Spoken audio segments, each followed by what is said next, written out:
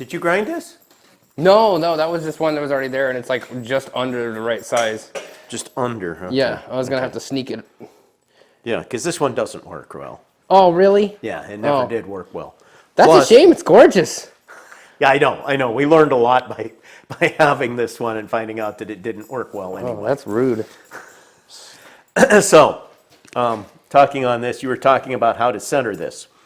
First off, you need to get the front of your bit square with the machine. So this in here, you have to dial this bit in. So once the bit is dialed in, then you can come back here, go to one side till you make a scratch, go to the other side, zero this with an indicator or the dials. Watch your travel till you get a scratch on the other side, and you're right in between the two is where your key needs to be. Now, like I was talking before, we have a problem here because like this bit here, you don't have enough clearance because all the rest of this that holds the bit, you're not going to get in here next to these clamps. Mm-hmm. So we need to pull this table off, get that bigger chuck that this will drop inside of and put on here. But the other thing is, even when we get one of our brazed on tools that we've been making, which does work out pretty good, we're not going to be able to, on this little slaughter, we're not going to be able to just cut this 12 millimeter key. Oh, just not gonna. No, it's not going to work. So we're going to go to the board and explain a little bit more about that. So we got to bring in the big slaughter under the box. It would help, but that's not the full answer either, because it's a blind key. Go back. So the fact of being a blind key, we could, because we could use a larger rod. So yes, we could. I'm thinking that one there where you only have a 5/8 rod, it doesn't matter what the machine is, but on the other one, our bar, like right now, we've got a 4-inch bar on it instead of a 5/8 inch. And with a 4-inch bar, you can start doing some cutting. So we could, in this case, our hole is under 2-inch, but we could still put an 1.5 inch bar in and do some pretty good cutting.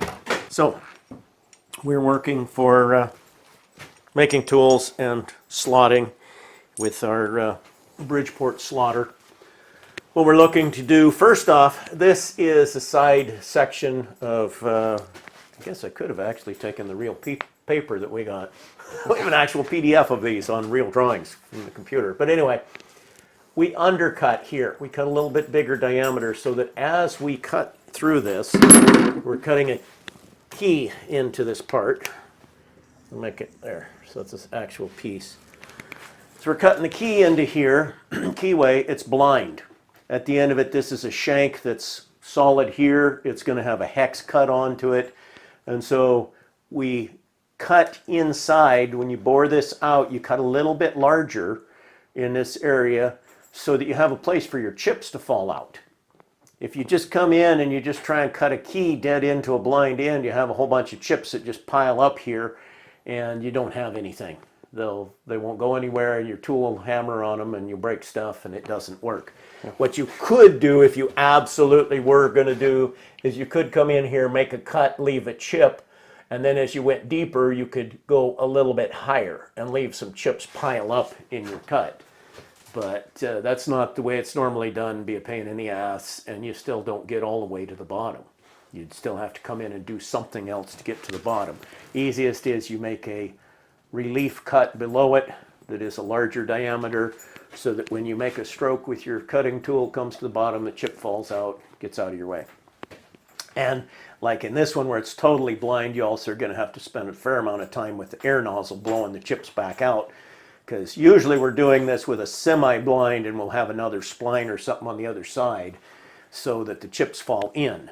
In this case, they're going to literally pack up there, and Austin will have to spend a fair amount of time blowing them back out in his face and trying not to look at them too much while they blow out.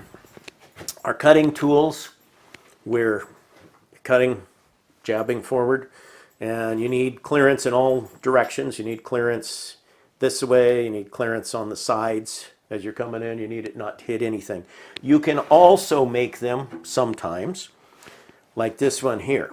This does not have clearance on the sides. This is just square, so as it starts cutting in, it will guide itself a little bit on the sides of the hole also. And this is sometimes not bad, and probably what we will do for a finish on this. Now, when you're making a bit like this, you want to take a precision square and hold your precision square on the side and grind this so that it is square. And you could, if you were really being fancy, we could grind it with a machine tool. And so in this case, since we want the side square, we would make this square with our precision square and then dial in on this side here so that it follows in square. As opposed to what we normally do is we grind the tool with some clearance. Back here we're cutting a part and we'll get it square in the direction that's in the point that's cutting. So we would have this is cutting here and we square it on this surface here. And then the main reason we're doing that is like we were talking back at the machine, besides having a square at the bottom, which if the bottom is slightly off, say the bottom is a little bit crooked, is not that big of a problem. But if we come in here and this is crooked and we go to dial there and here, we're not going to hit at the same place on both sides, so we're not going to get in the middle to get straight sides. And that is a problem.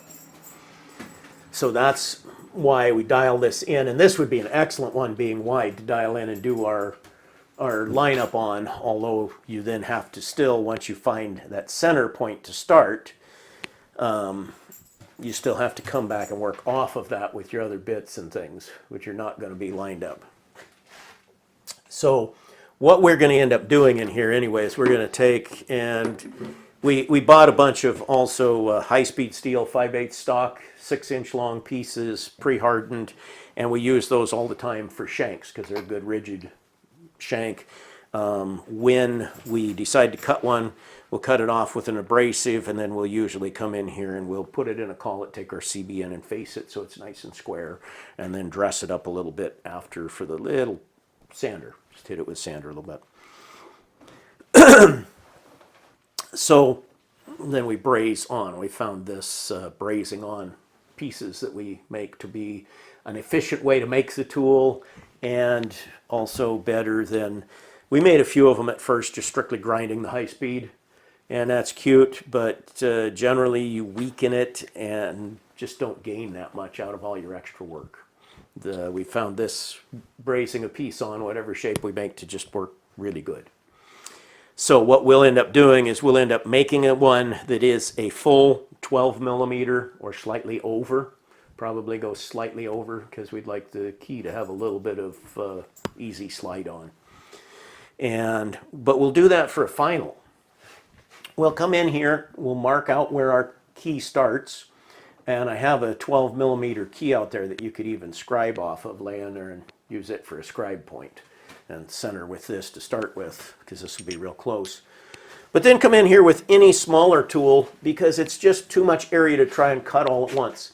The big problem is the flex in this 5/8 shank and the flex in the machine, because the Bridgeport machine is just not that big of a slaughter. It'll bend this way. And so as it comes in here cutting, the pressure will build up more and more, and your cut will taper down. It won't cut straight. If you have a full width tool, it will cut straight to the sides because it's got to fit in the slot. If we have a single-sided tool, like say this, we're cutting a smaller one, doesn't fit the whole slot, we're going to come in here and it's going to taper this away also. It's going to push away from this side as we're cutting just one side. So what we're going to do here, we want to make a tool, and maybe we will have to make them up for this too because of the fact of the depth. And what we want to do is we want to make a tool that doesn't actually cut the full depth. We want to leave a little bit of space. We're not cutting what cuts full depth, but excuse me, not the full width. We want to try and leave a little bit of space in the middle to start with. So we'll come in here with a cutting tool, and we'll cut in. We'll have marked it out first, but we'll come in and we'll cut this material. And the reason we're doing that, cutting this material, is there'll be a little bit of extra load on this side for the first couple cuts, but then after that we'll have even pressure on both sides. And so we'll be able to cut down to the full depth. We'll come over here, we'll cut down to the full depth, then we'll come back in the middle and we'll chunk the middle piece out. Then afterwards, and this will be, we'll leave a little shy on each side. We might go deeper on some of this. We might, you know, because it's going to be a hit and miss on the bottom. Probably try and go to full depth.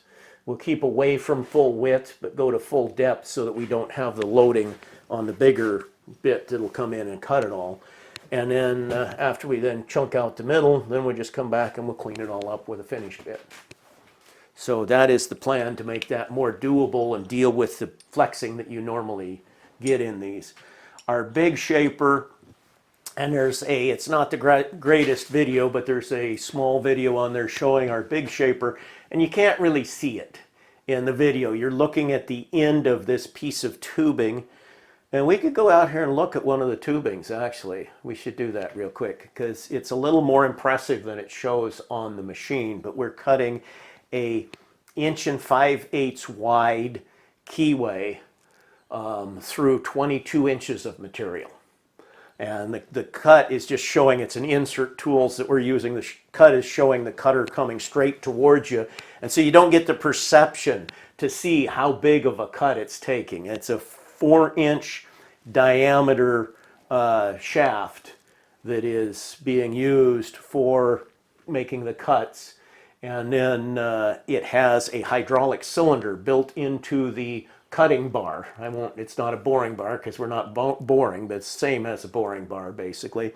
But inside of it we have a hydraulic cylinder in there that retracts the tool so that when you come back, and then it'll take another cut. And we got that all set up to work with the hydraulics on the shaper. We'll walk out here for a second. I think we can find those pretty quick. I know for sure Austin knows where they're at. I think I remember where they are. Under the furnace. Under the furnace. The tubes. Yes. So. I'm gonna call it the tube to confuse the British. So these little puppies here have got these keyways in there, and there's actually 2 steps in it when it's correct. These ones are all worn out. We would take those, weld them up, and then recut those. And the 3 had to be positioned correctly. It was a pretty good little job, but that was way before we were videoing things out here. And we don't do that currently because while it's cost effective to weld these up and rebuild them, if we're not doing 10 of them, it's not worth it. And they've quit, there's not as many people in the state using this machine anymore. So to get 10 of these that people want rebuilt all at one time for an Atlas Copco bolter just doesn't happen now. And it doesn't pay to rebuild just one of them. It's not worth all the setup. But it's actually, while it's cutting along 22 inches of cut each time. We had to modify the shaper also so that the feed down, the original feed on that machine, it would feed down 5 thousandths was the finest it had. And so we put a 20-to-1 reduction on it, and it will feed at 1/2 thousandths now. Half or quarter, I think it's 1/2 thousandths anyway. But we put a little reduction in the drive gear to the feed. And it's a very nice shaper. Very low use when we got it, so that made it where we could do it. Most worn out shapers you couldn't do this job with. But it's not in the shop at all. Machine is setting underneath cover, greased up. It has a tank over the top of it. We use our crane and put half of a 10,000 gallon tank over the top of it when it's not being used.